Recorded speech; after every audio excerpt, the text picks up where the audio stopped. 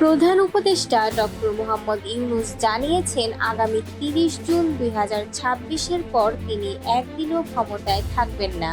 শনিবার ২৫ মে রাজধানীতে ১৭টি রাজনৈতিক দলের শীর্ষ নেতাদের সঙ্গে এক গুরুত্বপূর্ণ বৈঠক শেষে তার প্রেস সচিব শফিকুল আলম সাংবাদিকদের এই তথ্য জানান।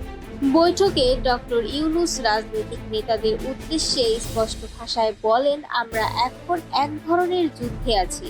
প্রেস সচিব শফিকুল আলম জানান, ডক্টর ইউনূস বৈঠকে উল্লেখ করেন যে আওয়ামী লীগকে নিষিদ্ধ করার পর মানুষ কিছুই মেনে নিচ্ছেন না। দেশের ভেতরে ও বাইরে ষড়যন্ত্র চলছে আমাদের আবার পরাধীনতার দিকে ঠেলে দেওয়ার জন্য।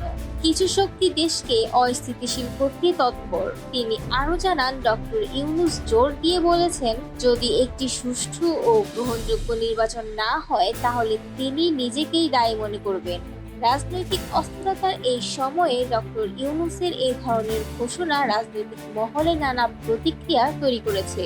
দেশবাসীর একটি বড় অংশ এখন প্রশ্ন করছে, এই ঘোষণার পেছনে রয়েছে কি কোনো কৌশল, নাকি সত্যিই এটি একটি নৈতিক অবস্থান?